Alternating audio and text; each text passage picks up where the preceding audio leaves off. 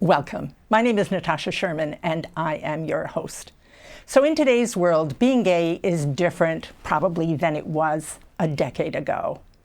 And it's easy to assume that it's a lot easier now. And yet I suspect that for a large part of the population, it is not as easy as we'd like to think it is.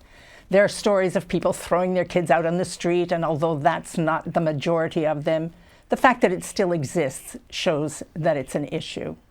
My guest today is Jack. Jack actually was my coach in a leadership training program decades ago. And I know him to be someone who is intelligent, thoughtful, curious, empowering, supportive, and a key player in the world of transformation. And yet when he thought his son was gay, he suddenly found himself confronted with some issues. And as he says, the issues weren't with his son, they were with him. And so he went to work on transforming all of that. And he's here today to talk about it because he thinks it might be useful for other parents who are in the same place. Welcome, Jack. Welcome, Natasha. It's good to see you again. It's great to see you. How come you haven't gotten older and I have? They have this product called Just for Men, you know what I mean? I guess that's it. Yeah. So let's talk about this. So, as I said, you're a leader in transformation. And was it a shock to you that it kind of percolated some issues? It was a real shock for me. Yeah. When my wife at the time told me that, my son was gay, she said, but you can't tell him that I told you. That was their bond, okay, which I totally respect. And as, enlightened or transformed as I thought I was, it still hit me like a ton of bricks because it was not something I ever really even considered. Right. And how old was he when she told you? I would say about 15. Okay. And how old is he now? 21. Okay. So it was a shock, to say the least. Mostly because, I had all these expectations of, from the moment he was born or before he was even born, what it would look like to have him, have a traditional marriage and a daughter-in-law and have kids and grandchildren and all those things, later on in life. And also what it would be like for him. Right. What I thought it would be like for him being in life as a teenager, going to the prom, dating, going to college, dating, having that whole life, And it really hit me, and like I was sharing with you, what I had to deal with was it was my unfulfilled expectations. Right. Of what I was expecting. And like you said, maybe it's gotten easier out there in the general population about what it is to be gay. It's acceptance. You see it more on, mainstream media and stuff like that. However, when it's your child, it's your child. And I don't care how mainstream accepted out there in the media, which I'm glad, Right. And it's relatively at some, like you said, hopefully easier for gay men and women, boys and girls to, come out in the world. It's still probably just as hard for them to tell their parents because they don't know any other way. Yeah. You can't tell them it's easier, and you can't tell the parents it's easier. Yeah. Because everyone's just got their unique experience of whatever they're dealing with at the time.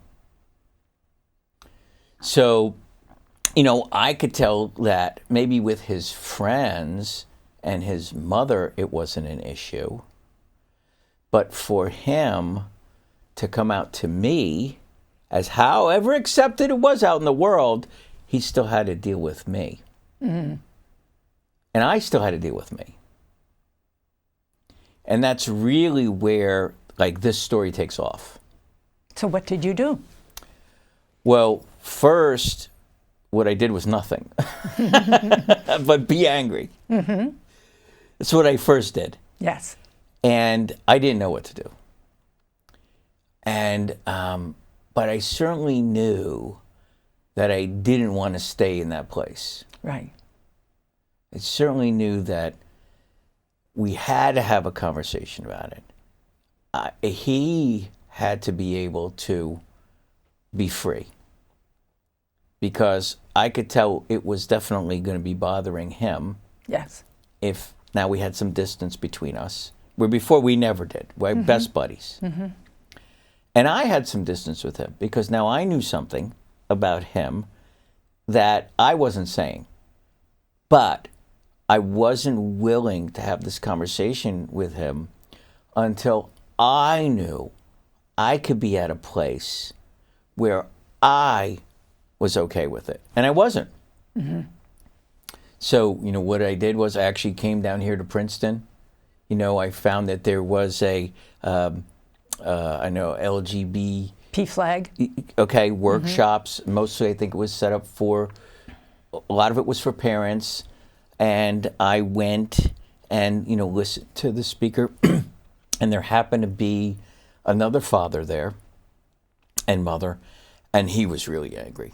And while I wasn't maybe as outly overt like him, it was there. But one thing I got to say was, the good news was I said, no, I'm not going to be that father. I'm not going to be that guy. And I had to go to work on it. Well, how am I going to get from being that to being the person I said I was going to be and who I wanted to be and what I was committed to? So, like I said, I was in a leadership training, and I called every gay man that I knew. And I interviewed them. I asked them, what was it like for you when you told your father? And I listened to the stories. Not many of them were good. Wow. I can't say any single one of them was Outstanding. happy about it. And some of them got, really messed up by what their father Sure. said. I got to put you in therapy. You'll get over it. We'll pray together. It's a phase, various forms that still had a lot of residual impact on them. Sure, this is your dad. Yeah, right. And I talked to some other parents I knew whose kids came out to them to get what it was like for them. So I tried to do as much as possible. But ultimately it came down to who I was going to be about it and what I had to deal with. And Natasha, it was like a death experience at the time. There was the denial. There was the bargaining, the anger. I wish I knew all the steps, but I used to know them. And then, finally came acceptance. Yes. But it really was, I was committed to him more than me.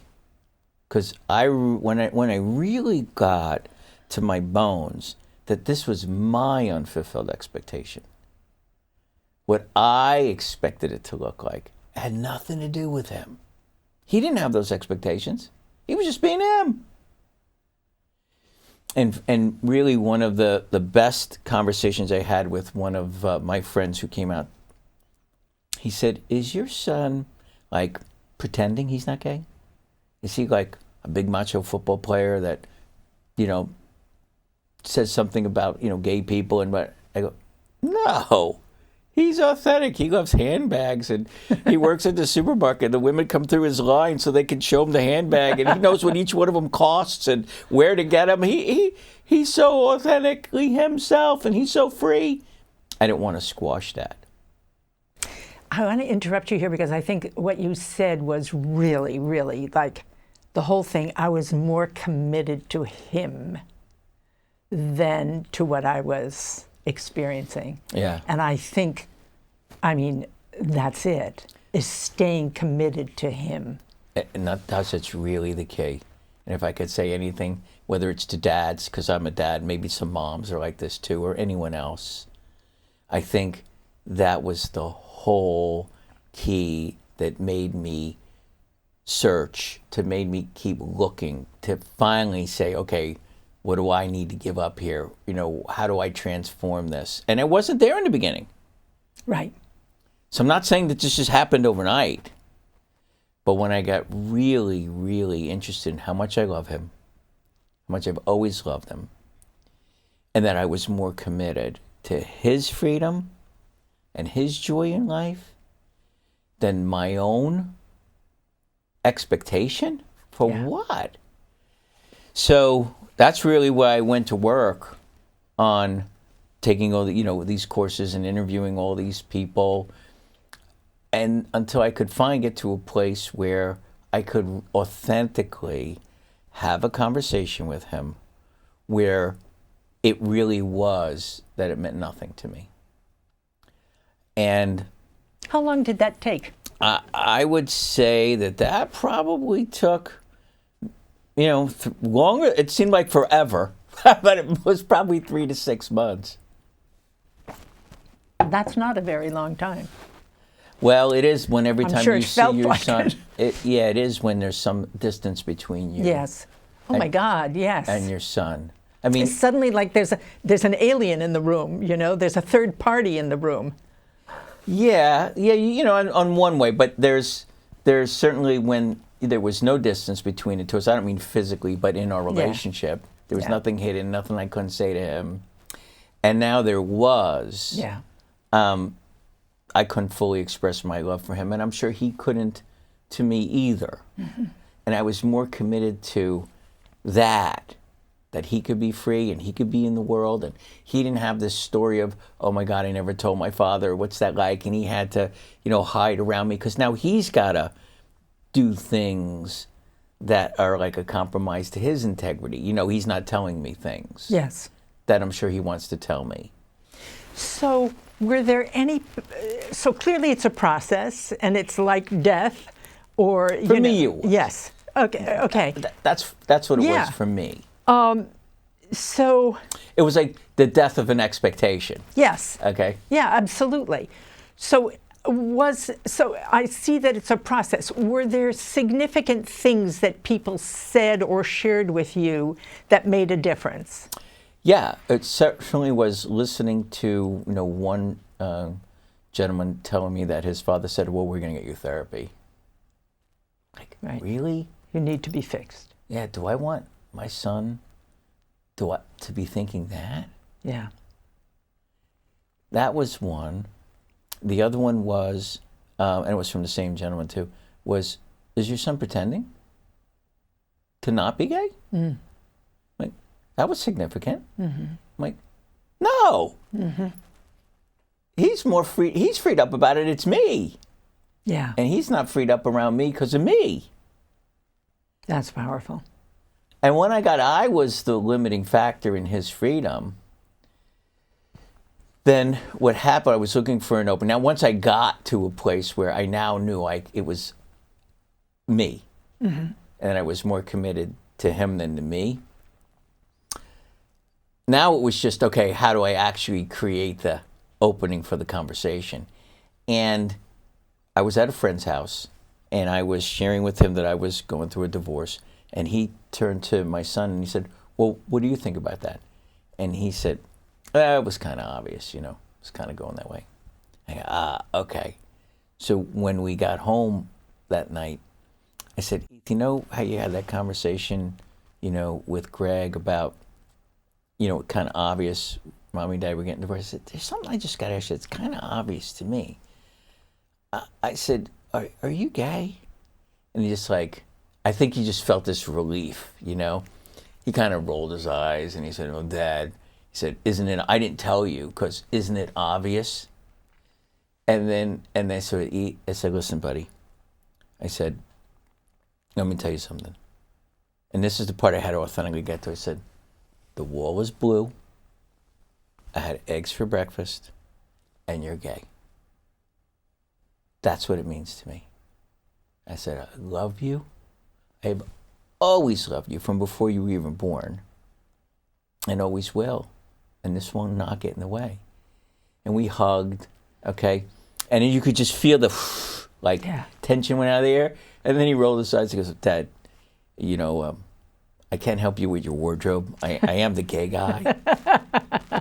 But in that instant, it was gone, the distance, Wow. you know, between the two of us. In that one conversation, it was gone. You could feel the earth like shift almost. And then he was free to have his boyfriend come over, who's an awesome kid. You know, and we did things together. We'd go side by side, and we'd go on trips. We did things together. And now they live together in college. They're in college and, you know, just doing extremely well and happy as could be. He's fully self-expressed. He doesn't have to hide anything around me. He is who he is.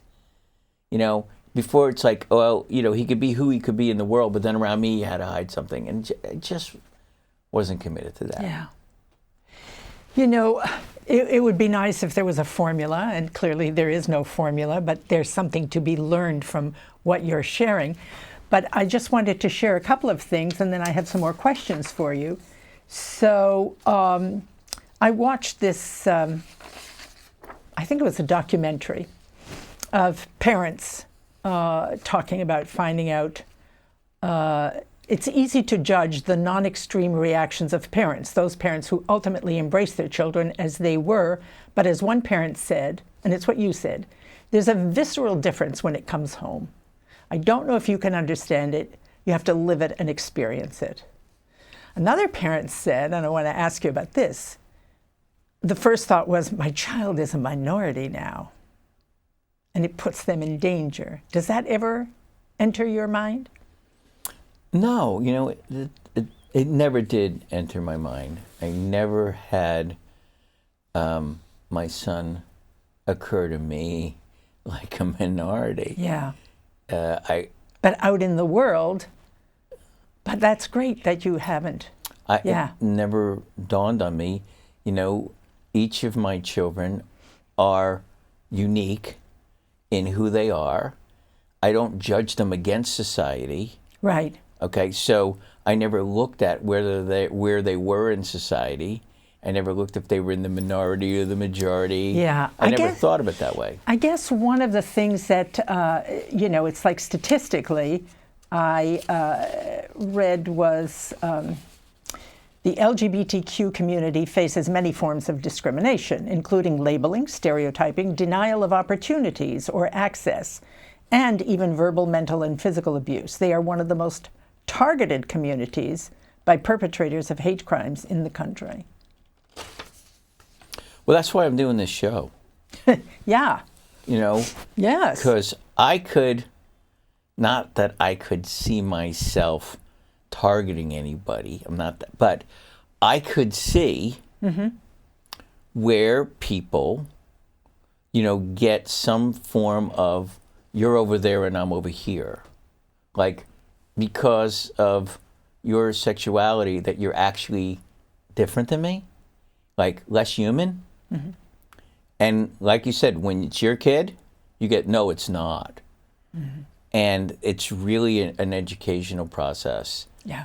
Now, 30, 40, 50 years ago, if you would have asked me this question before I was a parent or before I did some of the introspective work I've done on myself to actually get, I'm not over here and you're over there. We're all one. Yeah. And, you know, if you want to talk to a bigger conversation of what's going on in the world today, I think this whole you're over there and I'm over here mentality has us in the divisive conversation about everything. Yes. That's going on in the world today. I read this quote from a bishop. He says, the whole family comes out at the same time, and the family goes through a bereavement process. Some religious institutions see it as a sin, an aberration, an illness. He said, access to God and good is not exclusionary. Err on the side of putting more chairs at the table. And I think that's what, again, you know, inviting people in, embracing, as opposed to they're them and we're us. And yeah. I don't even have to agree with you. Yes, exactly. Okay, I'm not going to now be gay because Right. I've accepted that my son is gay. Right. But boy, is it a different world when I look at he's me, I'm him. Somehow he's got a different sexuality. So what? Exactly. The wall is blue. I had eggs for breakfast. and you're he's gay. Yeah.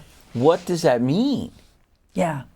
And It's only the meanings that we add to it. yeah, what are you making that mean? Yeah. And I could add that to all these other things. I'm not really in the political conversation, but the midterms are tomorrow. And boy, there's people. What are you making that mean? You're a Democrat, you're a Republican, or everything else in between.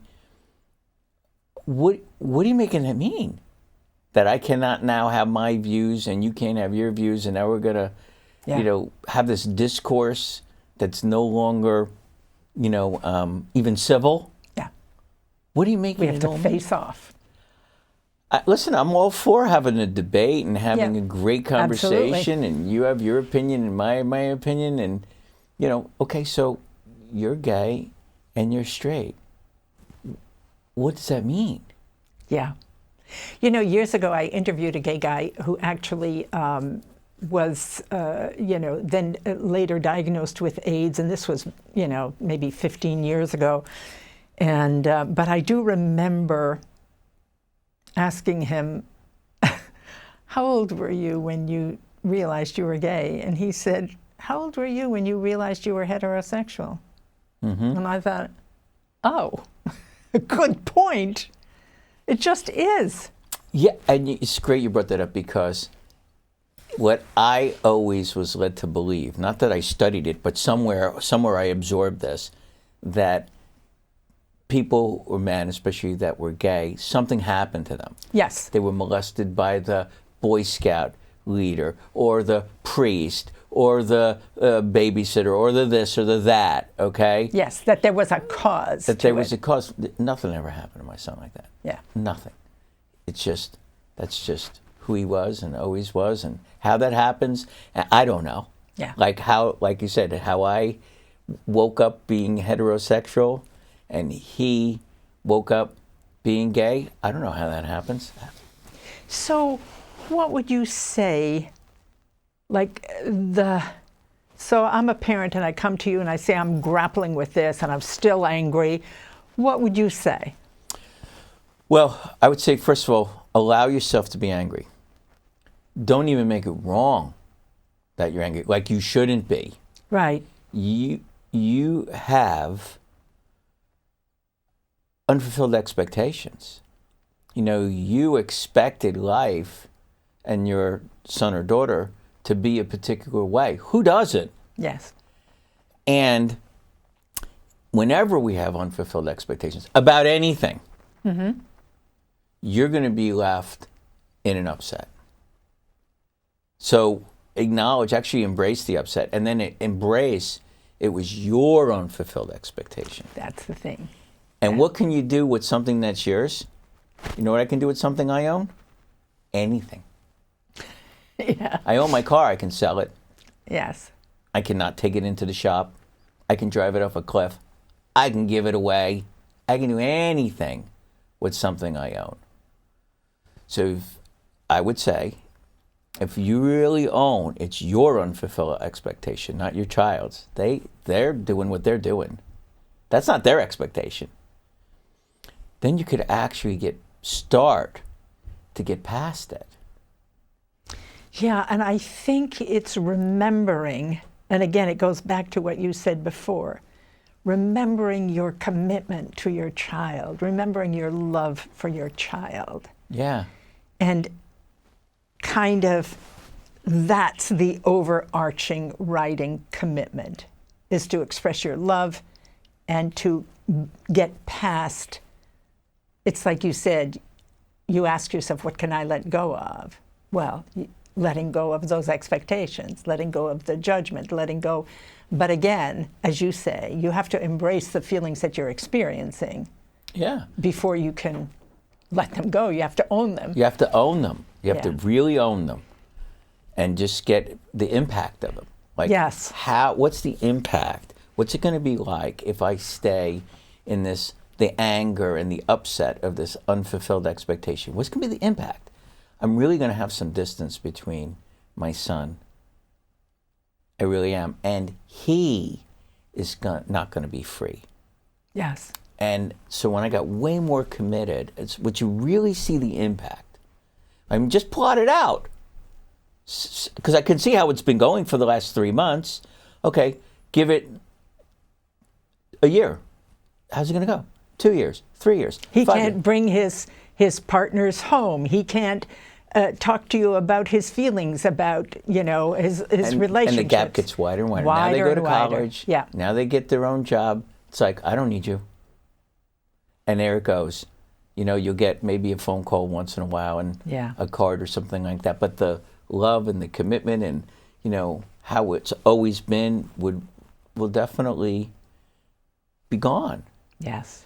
I promised you a 3-minute warning. It's actually a 1.5-minute warning. All right. Well, can I say anything about where I got some of this Yes. training? So Oh, please. I did this program from Landmark. It's called Landmark Educational, Landmark Worldwide. They have an awesome program called the Landmark Forum. Yes. And then follow-on curriculum and seminars. And it was in that in that work that I was actually able to turn around fast enough to see myself. Yes. So, That's another, yeah, absolutely. I Another highly resource. recommend that as Yes. a resource to anybody who's, in life in general. Yeah. The Landmark Forum. The Landmark Yeah. Forum, you can find it online. Yeah. Yeah. Jack, thank you so much. I think it's really powerful because your reaction wasn't an extreme one. It wasn't like I'm throwing my kids out in the street or whatever. It's just like, as I said, someone who's in the world of transformation, and there's still stuff to deal with. And there's access to resources and to going through to get to the other side. Right. If you're really committed to it, you got to Yeah. be more committed to them, having love present, having no distance, than my righteousness Yes. and my unfulfilled expectations. And anything's possible. Yep. Really awesome. Thank you. You're welcome. My name is Natasha Sherman. Thank you for joining us.